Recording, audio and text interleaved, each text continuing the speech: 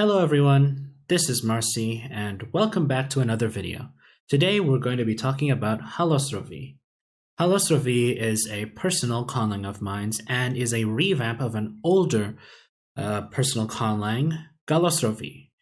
I revamped it because I've learned a lot of new things as I've continued to conlang and I've gained a lot more experience, not only from conlang but also from talking to a lot of different world builders and conlangers in Discord servers that I'm in. But enough preamble, let's just dive right into the video. What is Halosrovi exactly? Halosrovi is a personal language, a personal constructed language I've made, designed for my own uses, mainly for my art. Its main design philosophy is to be easy and comfortable for me to use, and thus the grammar is simple, straightforward. The sound system is also pretty easy on the tongue, whilst the writing system is equally flowy and really easy to remember, really easy to learn. Or, in other words, Al Halosrovi hastiash thavialis yayadiachtari os al Yorsan yasnuastarat athathadi thavialisma hauchthai athayastrama. Asnuastar hawok Halosrovith erda, igojebeyo leasis ata Yorsa zatar. Tamba driftsche iklathai tomuis, harosloton yaksa hailari kuanchomon, yoroflomok iri hailalas yojebe athakawozo. That is the sound of Halosrovi. And speaking of the sound of Halosrovi, let's just jump right into the phonology. The phonology of Halosrovi is pretty simple. The sounds that I've included are sounds I am most comfortable pronouncing or the ones that I personally like. Here are the consonants, here are the vowels, and here are the diphthongs. Pretty simple, pretty standard, nothing too complex or interesting. I guess the most, not complex, but interesting thing of this phonology is the dental fricatives, a rare thing. But yeah, not much else to say. In terms of phonotactics, clusters.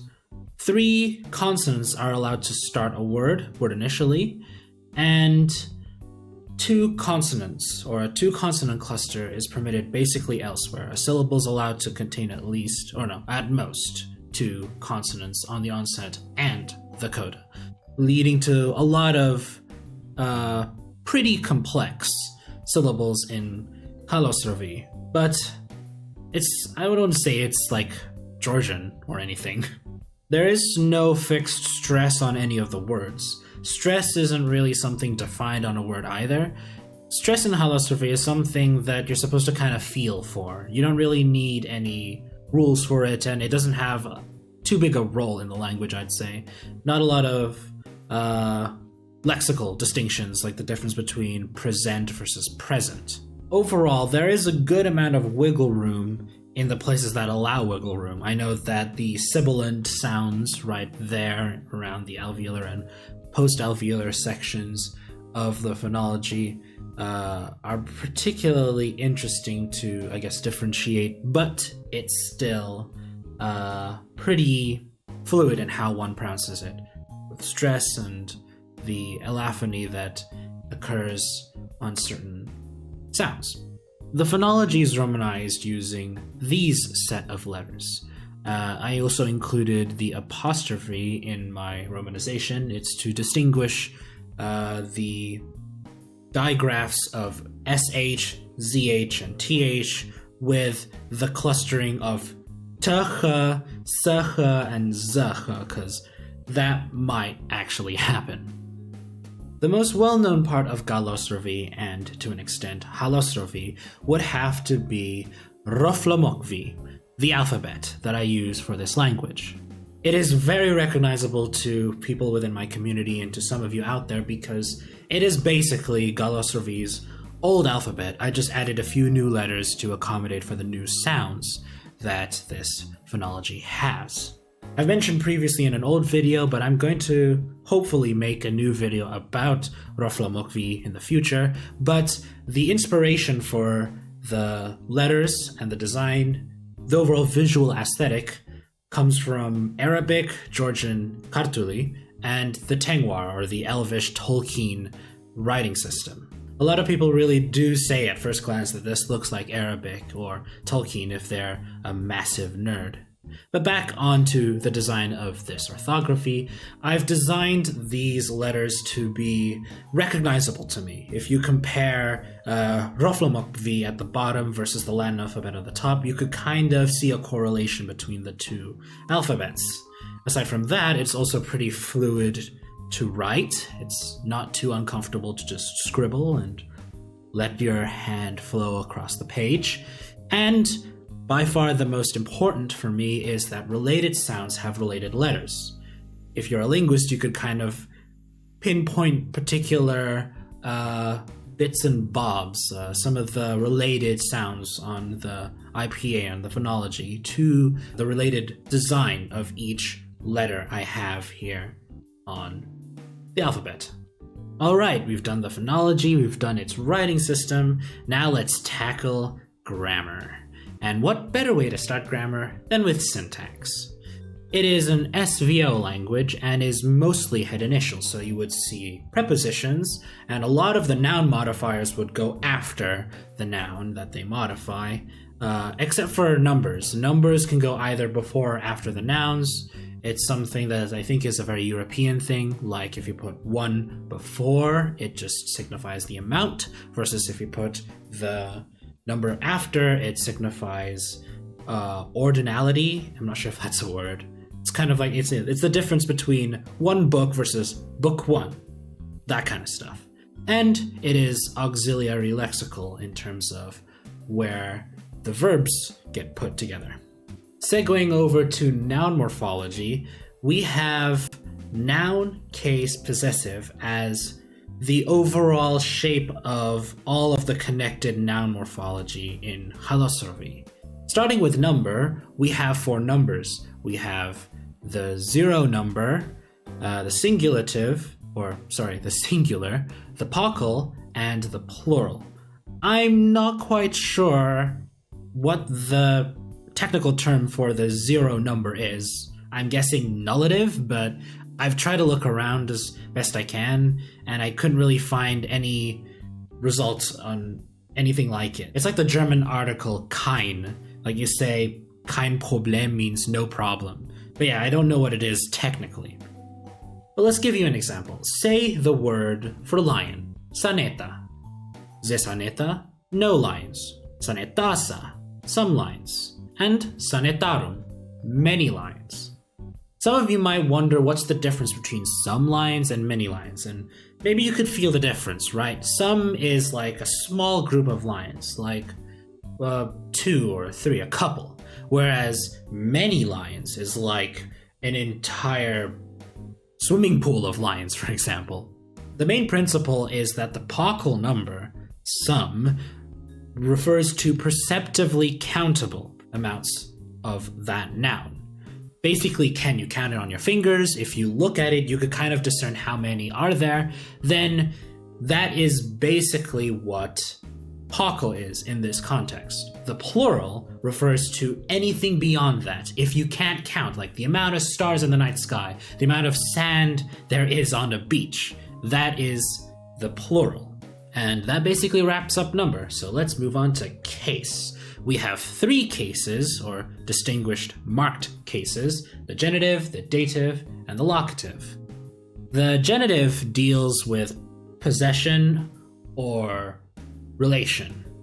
And as you can see, it is tied with the preposition of there in English. The dative refers to a recipient or the indirect object of a ditransitive verb or statement.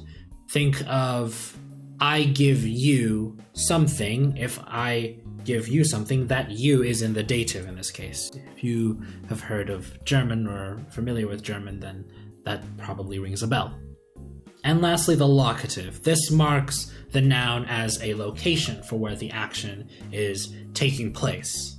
So once again, with the lion example, we have saneta, lion, sanetath, of a lion, sanetan, to a lion, and sanetar, by a lion, at a lion, or disturbingly in a lion.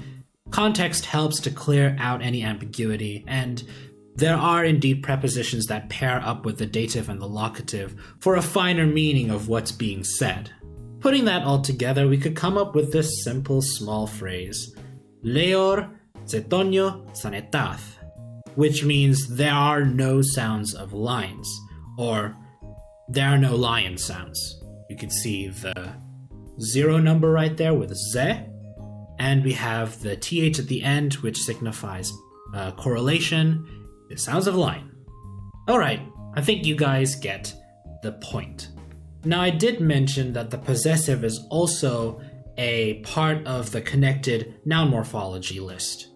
And to talk about this, we need to talk about pronouns. There is a clusivity distinction, which I very much like, and an animate-inanimate distinction, just a fine, clear-cut animate-inanimate distinction in the third-person pronouns, as well as the reflexive. I've come to love the reflexive in German and also Latin, classical Latin to be specific. And these persons have two different forms. The ones for the nominative accusative, or the subject and object, I guess you could call it the common case, whilst the other form is used for the oblique, quote-unquote, case. Everything else, the genitive, the dative, and the locative. Due to this language's SVO word order, it's not really necessary to distinguish between the nominative and the accusative. I am not really looking for free word order, as fun as that sounds. I prefer to just stick with what I feel most comfortable and understand the most.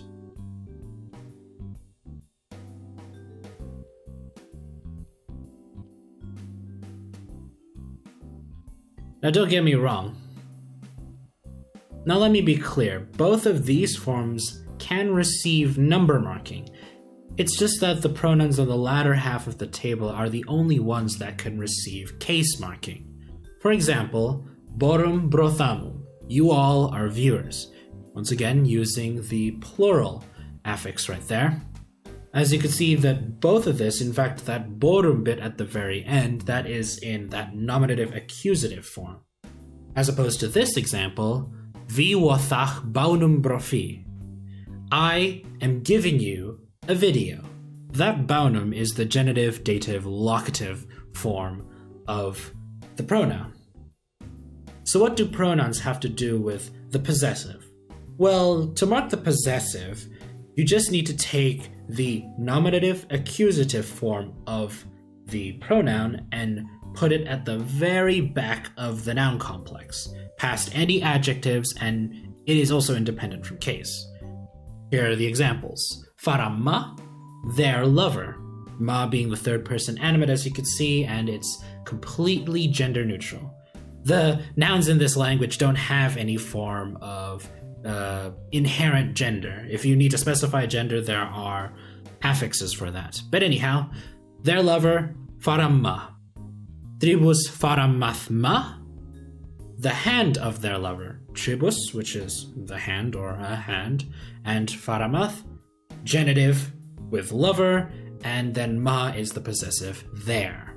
And lastly, tribus faramath ostongoma, the hand of their listening lover. As you can see, I just added a listening, the adjective right there. And from here you can see that all of the marking for the possessive just gets pushed all the way to the back of the noun complex. This is how it works. This is how Indonesian works. I love how Indonesian does its possessives. And so I put it in this language. Bite me. Before we move on to verbs, I want to talk about this little prefix, al. Al is a proper noun marker.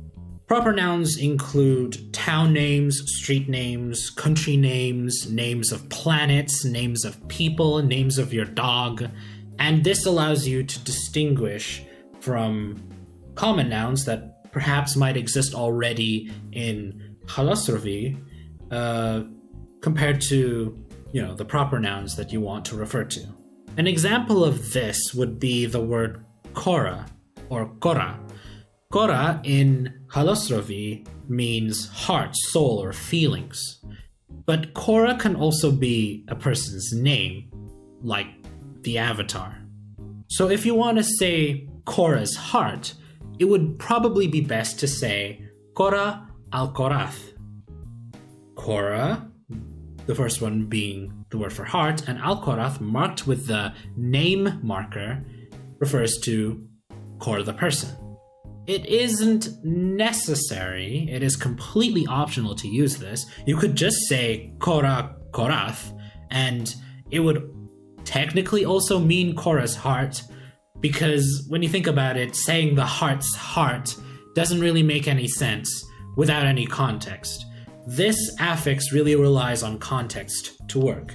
If you recognize the name of whatever that is being put into the sentence, then it's not really necessary to mark it with this proper noun affix, but it helps to disambiguate. That's all that it is. Disambiguation. It is, however, mandatory for two particular cases: Halosrovi and Halosrovi. The former is the name of this language, Halosrovi, in Halosrovi, Halosrovi. Am I saying it too much? And the latter is the name of this language's alphabet, Roflomokvi. The reason being, and if you have been paying attention, is that these were derived literally from the words for my language and my writing system. Halosrovi means my language, Roflomokvi means my writing system or my alphabet. And so to distinguish between that noun phrase versus referring to the name of the language or the alphabet of this language, I need, or in fact it is completely obligatory to put al at the front of these words. Otherwise, you'd get yourself confused. Or to give an example, Halosrovi, al-Halosrovi, my language is Halosrovi. Alright, with that, everything about nouns is done. Now we could finally move on to verbs, and boy, there's a lot to talk about verbs. Here are a bunch of the tables for the verbal morphology that exists in this language. We have modal auxiliaries, tenses, aspects, and moods. Don't worry, I'll go down through all of them one by one, but know that these over here are actual verb conjugations. The other ones are modal verbs, essentially. Modal verbs or auxiliaries, essentially. And as you can see, it's not a massive table of conjugation charts, no first person singular, second person singular listing, none of that. This is all basically tied to how the action plays out in time. Tense, I think, is pretty clear to us all. It just basically roughly pinpoints where the action is taking place, whether it being now, in the past, or in the future. Really simple. Aspects might be a little trickier, however, so let's go through those. The first one is the perfective, perf. This refers to actions, or it emphasizes that the action is instantaneous, happens once or hardly ever repeats, and is a completed action. Say, I hit something. It happened once, and you don't like the action of hitting doesn't happen in a duration, it just happens like that. The habitual, hab, refers to things that are done habitually or repeats or does so frequently. The habitual deals with actions that repeat, that occur habitually, or are statements of fact or truth. For example, I could say, Vi iri Yorsa, I am Marcy. Or maybe I could say, Bojirum vi iri bashi, meaning all of my friends are good. So, again, a statement of fact. Prog, or the progressive, deals with actions that change and evolve over time, while the stative refers to actions that persist or don't change over time. And a way you could kind of think about it is, if you were to put walking in the progressive, to walk progressive, it means to simply walk from point A to point B. Simple enough. But if you put the walking verb with the stative aspect, it becomes walking in place. So you don't really change. You are walking, sure, but you don't really change position. Actions that don't really change much are part of the stative paradigm, like eating, essentially. Because I don't think you change eating unless when you refer it into the progressive, perhaps you like go through a buffet and try out different foods. That's probably what it could mean. The progressive and the stative is somewhat distinguished lexically or semantically rather than grammatically, but it is marked nonetheless. Moving on to moods, we only have two over here, the indicative and the subjunctive. The indicative deals with factual things that are held within reality, things that have happened, that are happening, or will certainly happen. Whereas the subjunctive is used for the hypothetical, desires, doubts, wishes, projections of our mind, essentially. So if you want something, or you're desiring something, or if you're laying down a hypothetical situation, you would use the subjunctive. And indeed, all of the verb conjugations are set in this order. So if you want to conjugate a verb for, say, the present progressive subjunctive, then it would be put in that order. The present morpheme, the progressive morpheme, and then finally the subjunctive morpheme. I do want to talk about modal auxiliaries. These are like the modal verbs in English, like can, may, will, that kind of stuff. The ablative, able over there, abil, that means to be able to. I think that's very clear from what I said. It's can in English, or able to be able to. The permissive below that, mara, permissive deals with permission, so I may do that. You are allowed to do that, or I'm allowed to do that. Permissive.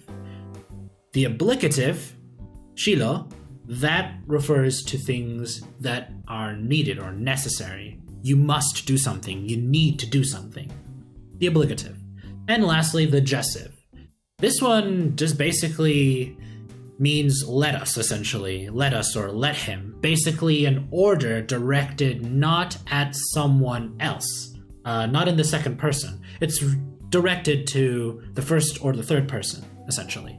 A good example of that would be au athos, which means let's go. Literally just jussive, go. I know that verbs are quite a lot to wrap around, especially because it deals with time, and our brains just sometimes can't handle time very well. So, I've furnished a few examples for you. We're going to use the verbs jospra, to buy, oston, to listen, and wath, to give. What did you buy? Yadibo josprat. That uses the past tense you could see from up above in the table. They will be listening. Ma ostonasach. There's the future right there, and there's also the stative form, or the stative aspect appended at the very back. This just basically means that when this action arrives, it will happen in a duration, not just once, and then like, oop, I picked up a bit of information by listening. And lastly, if I gave you love, paush viwothwa baunafra. Paush is if, and wathwa is the give part. Wath means to give, wa means the subjunctive. So hypothetically, if I give you love, that's basically what it is. I sounded like fucking Ben Shapiro. Enough subjunctive nonsense, enough verb things. I think that's basically most of the verbal morphology. However, there is one more bit of verbal morphology I didn't really put in here because it didn't really fit into conjugations, essentially. And that would be these. These are valency changing affixes, the passive and the causative. The passive just deals with being the recipient. It's the difference between I eat something versus it was eaten, or it is being eaten. The causative just means to make, like I jump versus someone made me jump, or someone's making me jump. That's the difference. The reason why I didn't put them into the conjugation tables is because they're mostly considered derivational affixes like the augmentative, diminutive, location affix, device affix, agentive, and the patient affix. It's because that they tend to make new words rather than just manipulate the original meaning or the idea of how the verb will actually play through time. Here's an example of using the passive, tali to see, kathali meaning to be seen. And here's one using the causative, leor to exist, ya leor to make exist. However, to make exist sounds clunky. Let's try turning that into something else. Ah, yes, that's better. As you could see, particularly for the causative, not so much for the passive, but it could work either way. This set of affixes, these affixes right here, are more prone to making new meanings out of the words, the verbs that they're modifying, rather than modifying the temporal flow of how the action takes place. So this is why I've just made a separate segment for it. And that's basically Halosrovi.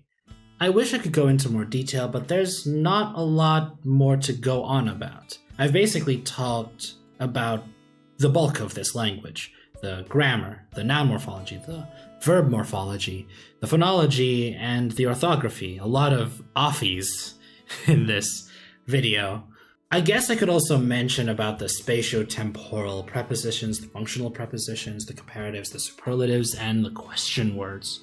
But I've just put them on a table right here. You could just take a good glance at it.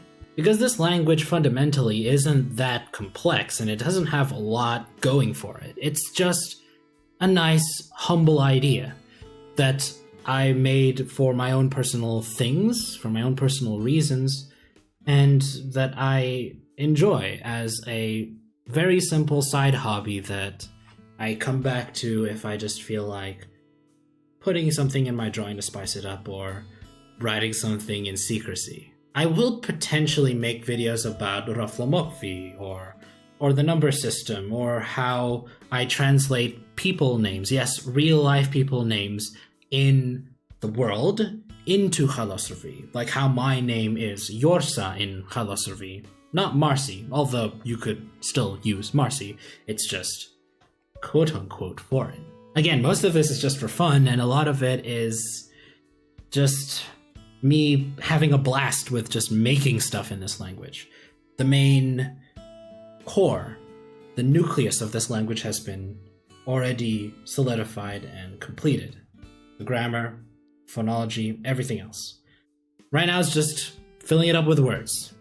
Last I checked, Galosrovi had about 2,000 plus words. I'm hoping to surpass that. Make sure that all of the names of the countries, the planets, and everything else has a place in this Halosrovi lexicon. But for the time being, I thank you for watching. Or, Charima Atha Brotha. Hope to see you another time and have a wonderful day or time, wherever you are on the world. Toodles!